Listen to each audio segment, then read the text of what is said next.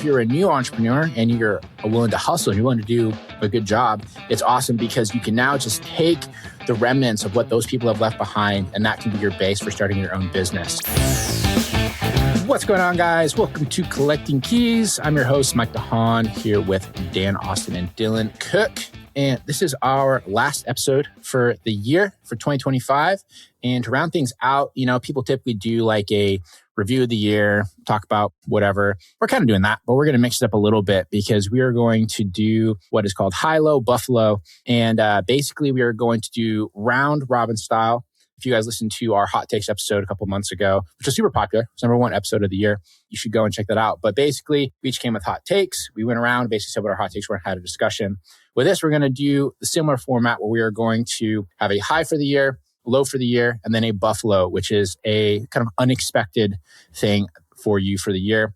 And we will share those, and then we will have a discussion, and then we'll just sort of see where things go. And so if you enjoy this format, hit me up on Instagram at Mike_invest. Let me know your high-low buffalo. I always like to see what other people have queued into. And it's always a great way to sort of like wrap things up while keeping it a little bit more, streamlined, right? Instead of being like super, super broad. Cool. So you guys ready? I'm ready. So ready. All right. So for simplicity, I will start. Then we'll have Dan. Then we'll have Dylan. Sound good? Sounds good. All right. But for me, that's like left or right on the screen. I don't know how it is for you, but that'll keep it straight. All right. To start off, I will say my high for the year 2025. And depending on who you're talking to, this could be a high or a low. Dan? No. My high for the year is the consolidation of small business owners and the fact that the economy has shifted enough that all the people that are bad business owners, bad entrepreneurs, are finally going away, right? And for me, this is a high because I consider myself to be a decent business owner. We've had enough seasons now since I started being an entrepreneur in 2018 that I feel confident I know how to make money. And one of the things that has been the most, I'll say infuriating, most challenging things coming out of 2021 is so many people were propped up by the economy through that period of time that like any idiot could make money, right? And there was so many businesses that were there that were taking market share, like even if it was a little bit, that were doing bad business practices, that were making industries look generally poor, that were completely just surviving off of low interest rates, the way that the economy currently was. And those people are finally starting to go away. And I think that if you're an established business owner, that's awesome because you can now just take up their scraps and you can add them to yours. Or if you're a new entrepreneur and you're willing to hustle and you're willing to do a good job, it's awesome because you can now just take the remnants of what those people have left behind, and that can be your base for starting your own business. And you no longer are going to have to compete with all the other newbies that don't quite have the hustle that you do. So for me, the high for the year 2025, I was going to say is just for small business in general. And if you are a true small business owner and a hustler. Mike hates small business. Yeah, I like small business. I don't really like corporations. But I think it was a great year in 2025 for those people. And that was definitely my high for the year. Interesting take, interesting point of view. So you reveled in people's failure. That's what I said. It might be controversial. You're kicking them on down that. Might be controversial. But here's the thing, like about me just as a person. I like to win more than I hate losing. Mm-hmm. Does that make sense? Yeah, I get it. So like if other people like beat me by like legitimately being better, that's fine. I'm not like, when I growing up, I played sports. I was like, that team was like just way better than us. They kicked our ass. Like right. That never really bothered me. But in the case that I would like beat those people, or there's people that are like better, right? Or people that are worse that like think they can compete, when we like overcome them, that gets me fired up. I like people to know their place and to win whenever I can. Wow. It's like perfectly, the meme that's like perfectly sums this up is like the kid who's like trying to dunk a basketball. It says like me thinking I'm good at real estate investing, and then underneath the dad that's holding him is just inflation. Exactly. Yeah. And the thing is different groups and stuff that we've been involved in over the past couple of years, they have just been full of people that have no business being there. And the thing that's been so challenging is you're trying to network, you're trying to do all these different things like to expand your business, expand your knowledge. And it was so hard to dig through the bullshit because there was so many people that were adamant that they were smart, even though as soon as you got their story, you knew they were lucky, right? Like, just like you were an English teacher in Boise, Idaho, who just happened to own 4 homes that quadrupled in value. And yes, you are worth $3 million, but that doesn't make you an entrepreneur. Right. That was your Bitcoin that you bought for $1,000 and now you're fucking rich. Good job. The flip side of like that other piece too, on the high side of like the positivity is you can really see it within GoAbundance, because when the last event I went to, the events are probably 400 people now, 350. So decently sized for a group that has 1,000 members in it.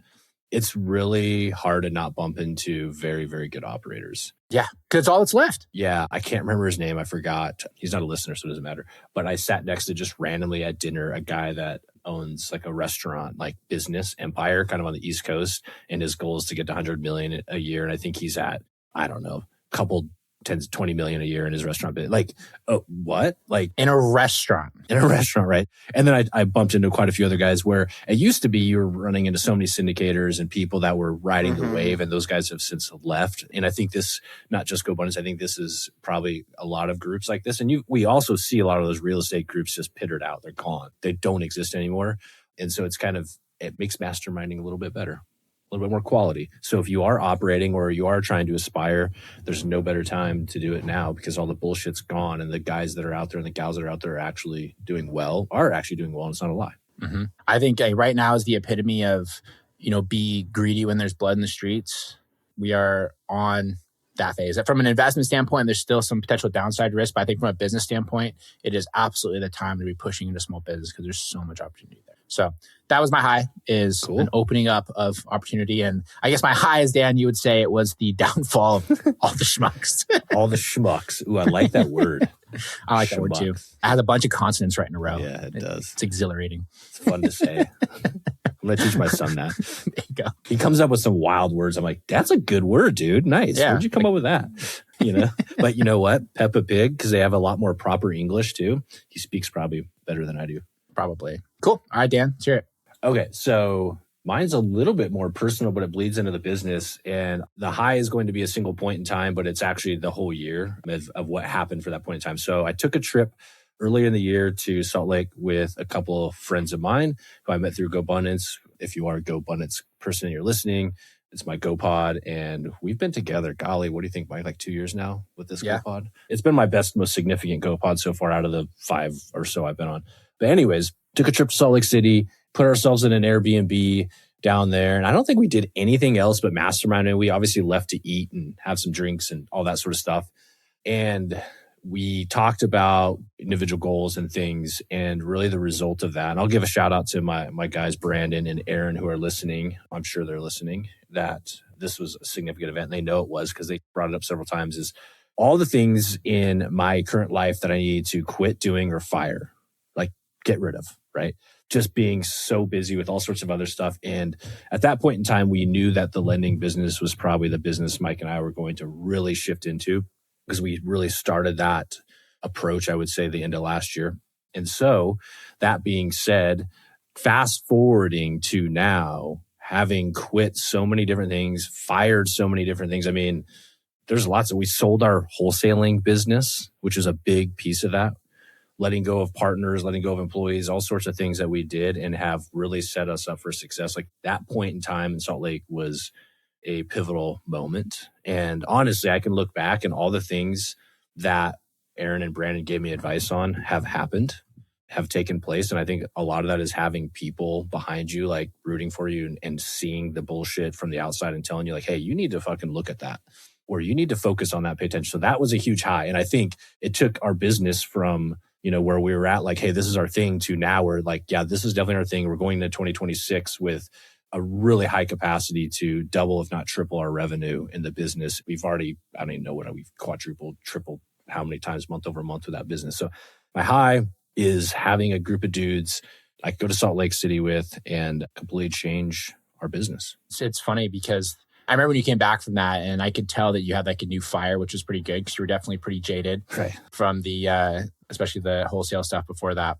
But funnily enough, I still remember how hard of a decision it was for us to exit the wholesaling and flipping business, because that had been our identity for 5 years. 100%. And sometimes those changes, even though they're so obvious is what you need to do, if you're still kind of like holding on to like, there's like a sunk cost bias or like an identity bias, if that's a thing, I don't know what that is, then it's really, really hard to move away from it, even though everyone is telling you that. Right. But no, it was a good change. I'm glad I made the cut with your big life changes. You did. You're still here. But I mean, there was a lot. I mean, I don't want to list all the things off. There's people involved in that. There's businesses involved in that. There's relationships, all that sort of stuff. And it's just like... It sounds like, Dan, that you just had a good version of clarity of what the next 6, Yeah. 12, 18 months look like. Yeah. 100%. Yeah. And they helped peel it back because it's like, okay, this is what you're saying. Now these are the things you need to start doing. And then to back it up with that too is this was reinforced from that point in time. I mean, we went to Scottsdale together. We went to Dallas. We went to Calgary together as like a group. And it was like this constant repeat of like, okay, where are you at? Checking in. Are these things working? Okay. Why haven't you done that yet? And I would just close this out with, as we go into the new year, if you're not happy with where you're at, if you don't have at least 2 to 3 people that you can talk to and set goals with, have fun with, not just business people, but also have fun with and be able to tell like your goals and talk through candidly about shit that sucks. And they're literally just there on the sidelines listening, and like your wins are their wins, your losses are their losses. Like you're missing out, and you should definitely go seek that. Totally. Great one. Cool. Better than any paid mastermind you can be part of is somebody that you can likely 2 or 3 people advising you, I think is helpful. Yeah. But I think the key thing though, just on that really quick, and then we'll go to Dylan, you took action. Because I also think a lot of dudes end up in these like circle jerk groups where they sit around and they talk about ideas and they talk about like, well, my life would be better if I did this. And then they just go back to their everyday life and don't change anything. Right. But you took a lot of action when you came back from that. And so that's the most key part. Yeah, it can be mental masturbation for a lot of people, for sure. All right, Dilly. Cool. Yeah, no, I also kept my high, I guess, a little bit more personal and like business related. And, you know, I said publicly on the podcast that beginning of this year, the goal is $1 million in top line revenue. And did we hit that this year? No, we did not. But I'm still happy with where the business is and where it's at. So we did increase revenue by 30%. And even better than that is we increased like the bottom line by about 40%. And so it was just, I made a lot more money. I worked a lot less. And even on the rental side of things, like we are technically at that tier 1, like financial freedom just from the rentals we bought over 3 years. Like I've only done this for 3 years. And what my balance sheet looked like 3 years ago to what it looks today is a very, very different story. And it was just like a combination of sitting down and reflecting, but like, this was a lot of hard work, but at least I can see the fruits of that labor. Yeah, that's awesome. That's amazing, dude. It's funny. I always forget you've only been doing this for 3 years. I feel like you've been doing it for so much longer. That's crazy. Now I left in November of 2021 is when I left my job. So I guess technically, but I didn't do my first deal until 2022. Yeah, that's crazy. Really? Yeah, that's super quick turnaround. Yeah. You'll reach because I started doing real estate in 2018. So this was like my 7th year, but we didn't start wholesaling until like 2020. So you'll start to reach the phase though now where you get like that consistent, like big win. And that's when you get like a lot more confidence. I would say it'll sort of take like bigger risks and those sort of things, because not only do you have the assets, but you also have like the recurring income, right? And like the level 1 financial freedom is cool, but then you're like, but I also am confident that I can make $500,000 this year. So I don't care about that as much. And that's where it really starts to get fun. Yeah. And that's totally true, but it's more sure. like a security blanket, you know, like anything. Yeah. But nice, man. It's a good one. That's incredible too. I would add to that is, or actually ask to that is, for people that have been doing it 3 years, what do you think made you different or unique compared to somebody who's doing it 3 years now or 2 years or even in their first year and they're just like, man, I'm hoping to pay my bills this year? Because for every one of the Dylans, there's 100 people like that. It's a loaded question. I would say am not and have never been afraid to work very long days and very long time. Yeah. And I wasn't afraid to ask, like I paid for CCF right when we first started. I paid for Scale right when we first started. I didn't start with starting from scratch. I kind of started with a leg up because I paid for the people who were already successful to teach me what they were doing and just executed. You know, I guess I went to a whole ton of meetups, you know, at the beginning. I knew everybody in town. So a combination of just, it's cliche, hard work and learning from people who are already successful and being a shameless cloner. And I would say one thing that you've also got, Dylan, is taking imperfect action.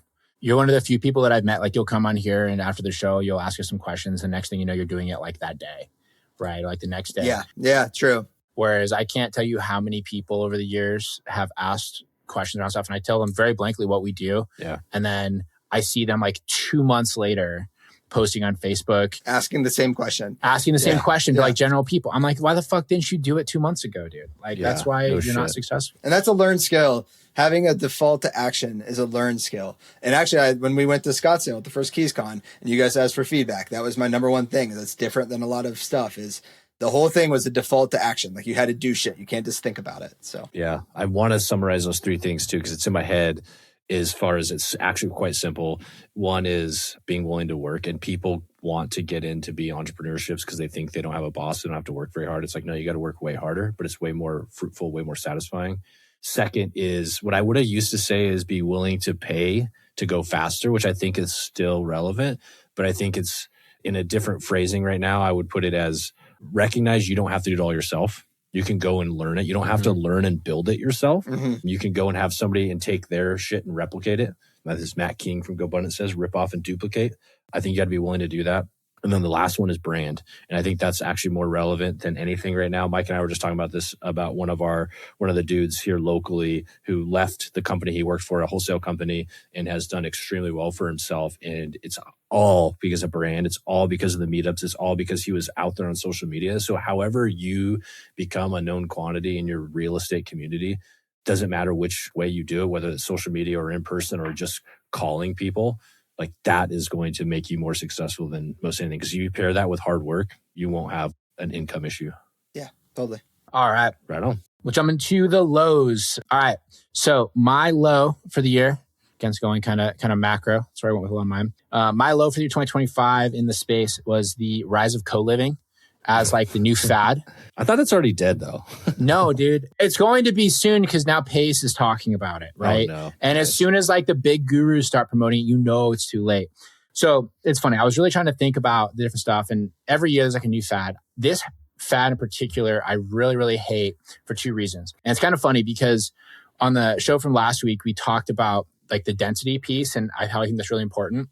And co-living is like an answer to that at some level, right? And so the reason I hate co-living as like this new fad, and I think it's the low for the year, is basically two parts. So the first is because basically I think the rise of co-living is like society's acceptance, or like the real estate investor, like small real estate investors' acceptance of how challenging density is.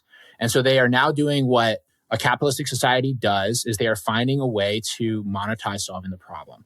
Okay. And so instead of the cities and like the infrastructure being built to have this density, you now have all these capitalist entrepreneurs, which is great, go out and buy these oversized houses and hack them up into these weird 9-10 bedroom monstrosities with 8x8 bedrooms that are built into the garages and the basements and the attics and the fucking shed and wherever else, right? And that's where they're going to have is density. And so I hate the fact that that has been the result of the systemic issue that we've had with density, right? Mm-hmm. The second reason, this is probably my least favorite real estate fad that's come around since we've been discussing these kind of things, is because not only is it like, I don't think it's viable over like a long-term strategy. The problem is it also leaves the asset in a state that I think is now majorly less valuable than it was before.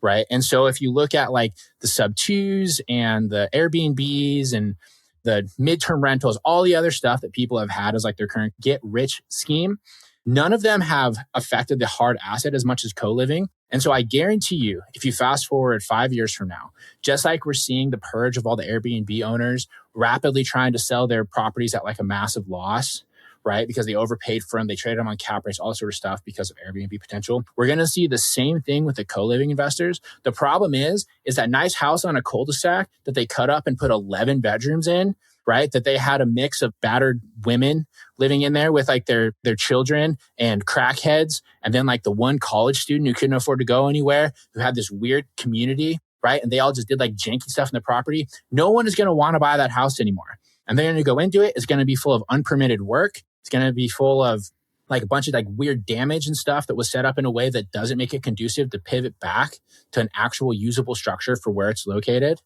right? And I think that just long-term, it will have a pretty major detriment on the neighborhoods where that's common.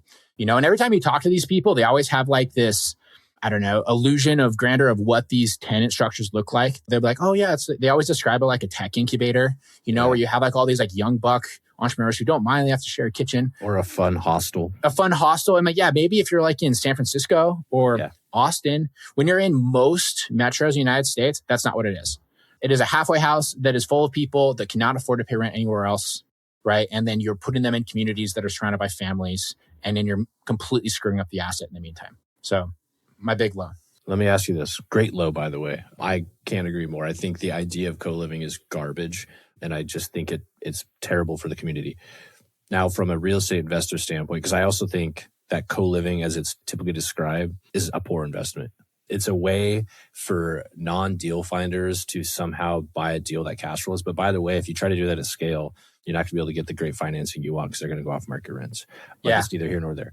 My question is about these actual halfway houses that are like for people coming out of rehab and they have court ordered, like you got to go to a halfway house, or like developmentally disabled adults. Like we have some of these similar. I'm not going to say it's the same, but you have these scenarios where they are placing adults in homes for whatever reason. Would you consider that the same as co-living on a like more of a commercial lease setup?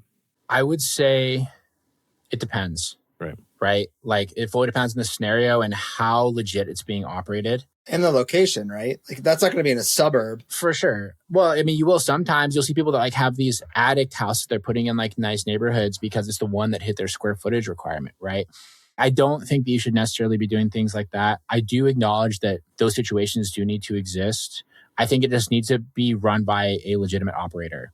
Because also what you will see is you will see some of these people that have these halfway houses, the sober living houses, whatever. And they always have like, oh, well, yeah, so-and-so has a company that does this. He makes so much money from insurance. So, yeah, but that guy's a fucking crook. And those houses all turn into meth houses. Is that the reality? Or is he actually run like a clean business where they make sure that these dudes, it could be women too, I guess. Probably not. That would be weird. I feel like they would be gender specific. Maybe. But like the people that go into these houses are actually following the rules. They make sure they're clean. They make sure they're safe. Yeah. The neighborhood knows what's going on. Generally, when it comes to real estate, I think if you are having to do things with some sort of like secrecy, right? Right. Loophole leases with 1% LLC ownerships. Exactly. Yeah. When you're doing stuff like that because you know it's hokey, yeah, right? That means you shouldn't be doing it in general. Yeah. So that's a just great rule of thumb. Yes. That's a great rule of thumb. Yeah. If you're having to make loopholes because you can't do what the city or the local zoning says. Yeah. And I asked that question too, because it seems like there is a use case for affordable housing and for affordable living, but within the confines of the actual zoning of the city, because if you are running a business, you need to get a business license. That's what's happened to a lot of Airbnb owners. They had to get a business license. Then the city can control it, right? With these, you're trying to do these weird things. I mean, you might be putting a child molester in a home a block away from a school, right? Yeah. You know what I mean? And you're doing it under a weird LLC, so their name doesn't even pop up on the registry. Like just weird stuff. That's just not okay. Same thing goes with like these, I don't know, I'm just going to use halfway house, but houses where, you know, people come out of prison or rehab and they have to be state mandated to be here. Like you're putting it in a neighborhood where there's kids and maybe there's violent crimes and issues. Like, come on, dude. The government's not going to want that. So you're skidding around the rules and allowing it. You're making it, it's a bad business. A lot of city ordinances around here have made Airbnbs get hotel licenses, which is like 15% off top line revenue. And that killed a lot of, profitability. Resort fees. I'm surprised Mike's wasn't going to be the downfall of gurus, but I guess they're still kind of around. That already happened. Well, yeah. Well, so I actually thought about making that my high. But the problem is most of the gurus that I really don't like are still running strong. They just have their new grift. Yeah, they do. Yeah, that's funny. Yeah. Okay, so I didn't realize it, but my low starts out as somewhat more personal. I've intended it more macro. And you know, when you get interviewed and they ask you what your strengths and weaknesses are, and you're like, well, my weakness is actually my strength. This is kind of that. Great. This is kind of that. So I was thinking about this because I actually am pretty optimistic. I was like struggling to be like, what was an actual low that's like worth talking about? And this is what I think a lot of people can identify with. So in the beginning of the year, so say the first half of the year, watching my net worth go down, if you actually like mark down your assets and things like that. Are honest about it. Honest about it, right? Watching that go down and struggling to be like, why the hell can't I make it go up? Because there was no clear path to adding assets with real estate. Dylan, you've obviously added quite a few assets, but for Mike and I, it just, in our market, different market. It wasn't adding up. And part of this, I think, is it helped me realize how bad actually 2024 was as a year from a financial standpoint and a real estate standpoint. Real estate more than like the macro market. I'm not talking, S&P 500. I'm talking just generally speaking, and it helped me recognize how much of my net worth was wrapped up in real estate to be able to say, oh man, it's going down. And if I have to sell it, I'm really down 10% more. Like there's also recognition that the paper net worth doesn't matter that much, but it is a flywheel that helps you get more money. Let's be honest. The more net worth you have, the easier it is to do things because you can go to banks, you can do other things. The flip side of this is, but this year, 2025, which most people I think would say from a headline standpoint is like a much more difficult year, has been a huge increase in cash flow to my personal growth. And I have wanted to add cash reserves, but cash flow has gone up significantly this year for 2024. I'm guessing my taxes will be significantly higher this year than they were next year, which is honestly a little bit of the counter argument I would expect to hear. And it actually goes a little bit, ties into your high a little bit, Mike, of seeing these small businesses and things like that kind of going away. And I think being able to operate a business with quality in this environment, this is where you get to be greedy. And so cash flow has gone way up significantly. Real estate is just there and it's existing and it's not adding to my wealth. And I guarantee a lot of people can identify with this. And I bring it up too, because you need to be balanced still. Like if you're one of those dudes that is like 100% real estate, it's just not valuable. Like you shouldn't do that. Like you don't want to diversify to like the nth degree, because I think you lose a lot by not being an expert in one area.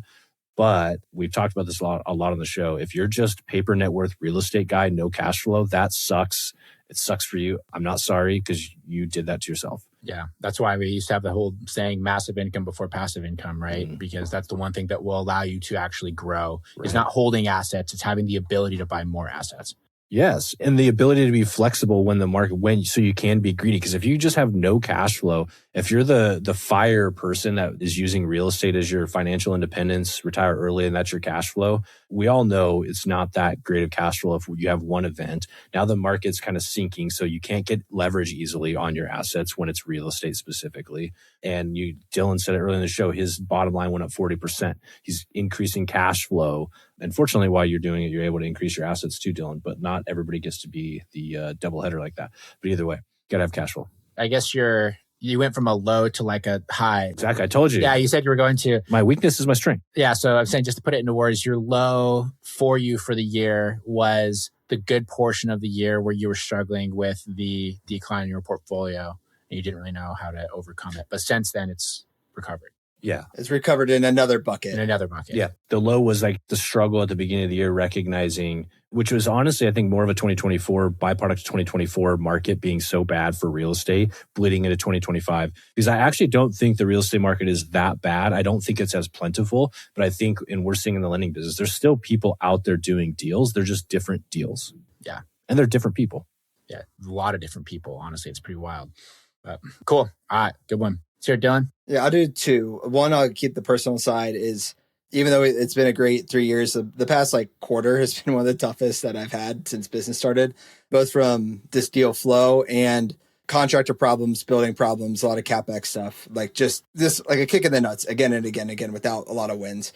But the second thing that's probably more important out of, all the stuff I read and listen to about like the macro economy, where I think it's going forward is I still kind of resonate with like the blue collar middle class guy. That's how I grew up. That's where like the town I'm from. And I don't see a path that's good for that general population, like in the next 5 to 10 years. And that just kind of makes me sad. I don't know how to fix it. You mean like for the middle class, like in general? Yeah. One, affordability is going to continue to be a problem. And I think that there will be still a reduction in the middle class. I still think we have this K-shaped economy. I just don't see how that changes with any kind of volatile event or volatile events, plural. You know who can change that? What's that? Whoever the next presidential candidate is, they'll be able to fix that. I would disagree with that statement. That's what their platform's going to be for sure. Whatever they say, affordability is going to be talked about a lot. Yeah. Can I put a Kalshi bet on that? Yeah. Like, how many times are they going to say affordability? Yeah. My timeline, I think, is just filled with like, I don't know, like I see people my age or who I went to high school with, maybe that blame the system, which sure, there's some truth to that. But again, it's not the past 4 years. It's not the past 8 years. It's past 3 decades, 4 decades of decisions that are coming to a head. And I just kind of, if you just sit down and think about it, it's like, well, this isn't really good for anybody besides for the people who already have money, even though I am probably in that class. So that's a good one. So are you short on mankind? Or are you short on America? What are you short on here? No, I'm not, I guess, short on that. I guess if I had to put it in words, it's going to be short-term volatile. We'll probably see an increase in populism, an increase in like, this infighting. But eventually there will be a turn. I don't know if anyone's familiar with like the fourth turning concept. It's a book by a demographer that a lot of people use. But basically you go from the fourth turning is the bad part that happened every 80 to 100 years. But after that, you have the first turning. And that is like usually a time of prosperity. So we got to lose some to make some. Pretty much. So that means you probably want to have productive assets. Would that make sense? Productive assets, hard assets. I mean, if you're thinking 50,000 foot view with our current debt situation, getting off track, it's like there's no way they don't inflate away the debt, meaning they don't like just continue to print money. And what do you do when you print money? You really don't want to own fixed income. You don't want to own 30-year treasuries, 20-year treasuries, because your purchasing power is just going down. You want to own things like real estate, high value, probably dividend stocks. In fact, fun fact is value foreign entities. So like the stocks in other countries, Brazil, Argentina, have outperformed the S&P like by 40% in 2025. All right, last round. Buffalo. And this one was the hardest one because nothing really surprises me anymore. Just how You're jaded. dude, I'm so jaded. Like literally, it's fucking nuts. But so my Buffalo for this year, a thing that I really did not expect was, I was trying to think of the way to do this. I feel like collapse is like a little bit of a harsh word. I would say like the massive consolidation of the effectiveness of marketing for finding deals, like off-market deals. So if you go back to the past, basically for as long as we've been trying to find off-market real estate deals, right? There was always different marketing channels that you could pull. You could call, you could text, you could run ads, you could send mail, you could door knocking, whatever. It's been getting tighter and tighter the past couple of years. I feel like this year in particular, we've reached a phase where in so many markets, almost every option seems to either like not work that effectively anymore, or you have to do it like such a mass scale that it's no longer really like effective for people that aren't already established. And the Buffalo for me with that is like, if I was to look at a year ago, I would have figured that stuff would have been more effective because we have more financial hardship. We have more people that are running out of cash and need to sell their homes. But I think that there is this sort of crash that we've had where we've had the people with no money who also have nowhere to go, also combined with this, I would say like mass rejection of home buyers or like hedge funds or whatever. So like people are so resistant to selling their homes to investors. They're resistant to responding to marketing from companies, right? They don't really know what their next steps are going to be. And if you'd asked me a year ago, if I looked forward, if I thought that pretty much every marketing channel was going to be majorly suffering, I would have not believed you. Because I've always been of the opinion that in that sort of space that you could basically spend your way out of anything if you got more lead gen.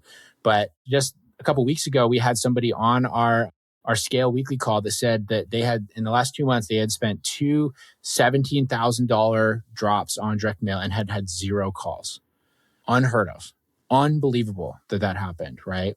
But we're starting to see that more, right? And that's just the situation. And so I would say like the Buffalo is that we know there's the blood in the streets. It's just not responding to the opportunity that would have expected to be there for real estate people. The return on ad spend, after talking to dozens of operators, I feel like maybe the past 2 years has been anywhere from 5 to 7, maybe a little bit lower than that. But I know when I talked to lately, 2 to 4. Yeah. So that just kind of puts data to what you're just saying. Yeah. It's got to be more than 2 if you're going to run a sizable operation of any size. Yeah, sure. If you're popping 1 or 2 off a month and you don't need a lot of income, you can get away with that. But that's like newbie startup phase, what you want. You got to have more than that.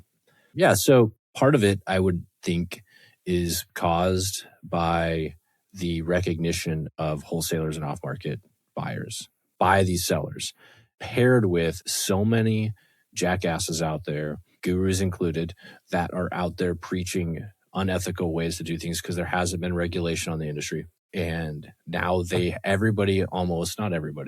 most people have a story of how their friend sold to somebody, a home buyer, and got price dropped at the last second, or something happened, the contract got dropped, or they wanted an inspection even though they said they wouldn't need an inspection. All the things that we all know happen out there. I think that's probably one of the big reasons for the resistance to sell. I would think so. Yeah. And the resistance to respond to just any sort of inquiry. One of the things I've seen locally too is I feel like a lot of the new people have kind of or like the people who are just like fly by night got washed out the past 12 to 18 months. All the people left now, I mean, they're top competition. I mean, my competition here is fierce. So everyone is doing the multiple channels. Everyone's talking to the same people. Everyone has the same scripts. Everyone has the same data. So like you got to hit people at the right time seems like the most important factor right now. Yeah. And it's funny. That's the downside of my win with the impression of all the small newbies is the people that are doing well. Yeah, right. They are much more fierce competitors than they were. Coming in. Yeah. Yep. Cool. Let's hear it, Dan. All right. My Buffalo is not personal, and it's even more macro than that. My buffalo is I did not expect Silicon Valley to all get on TRT at the same time. There we go. Now hear me out here. I love this. This is intense. Okay, it all started with Zuck, right? He did jujitsu, right? He got on the Joe Rogan bandwagon. He did jujitsu. He became friends with Trump, doing all the manless shit, right? But if you look this last year, it's kind of intense how many of the tech companies are now getting people to come work for them. And when I say tech companies, it's all of them, but there's a rise of the new tech company, the defense tech companies, where historically tech companies have always been like, oh, we're not about war. We don't want to participate. And the people that worked for the tech companies were that way. Like a year ago, 2 years ago, you would have never thought that Meta would be involved in like building shit to go kill other people. Like that just wouldn't have been a core value you would have thought of, even if they maybe were, wouldn't have been a core value. But if you look at it, you've got like Palmer Luckey, everybody's seen him with Anduril. And I can't remember what's the Eagle Eye headset. Like they're basically, these nerds are taking video games and making that shit into real life. Like now war is going to be fought in a totally different way. We're truly at the phase where people are using goggles. And I've seen it in person, what these guys are using to fly drones and kill people with them, right? Like we're at that phase. It's wild though. And I'm going to give you some more data points on this because I went down the rabbit hole on this. There's been like Meta and OpenAI and it's like Palantir and some others that you would expect because they're defense contractors, but like Meta and OpenAI had executives get brought into the army. Like they were just like, now you're a lieutenant colonel in the army. Like, and they have fucking uniforms, dude. Like an executive, like a senior executive at Meta. Like that's wild, right? I mean, they even went through like a PowerPoint basic training. Like, I'm not kidding you. Like, this was wild. But it's interesting because the way we're going to fight wars is going to be different. And I think it does affect the American economy and all the economies because it goes back to the whole AI race and what's important. And I don't really know how that will tie into this, but you look at the prime contractors, General Dynamics, who's another one, Raytheon, Boeing, these big companies that have basically just been raping the government for decades and decades as part of the military industrial complex. I think that will still continue and it always will. However, it might be these new guys like the Andurils, the Palantirs that take over, or they are going to partner with these big prime contractors. The big prime contractors are going to be even more mega powerful. So I don't know where it's going to go, but it's wild, dude, if you actually look at it. So you're saying that this is a result of all of them getting on TRT? Why they started doing jujitsu and building bombs, dude? It's wild. It's like it's an overnight change. Yeah, it was very abrupt. Like within a 12-month period. Like it didn't seem like that way. Like Zuckerberg, during the Trump campaign was doing his jujitsu and then Trump got elected and all these guys went to. He got the American flag while he's like wakeboarding behind a boat. Yeah, remember that? Yeah. There's some wild shit going on, and I don't know what it ties to internationally and how things are going to change, but it's definitely going to change how we fight wars, which I think will completely change the geopolitical space. It's like a new Cold War almost of some source potentially of like, now we don't actually have to send people. America's been bombing people forever. It's like, that's our thing, right?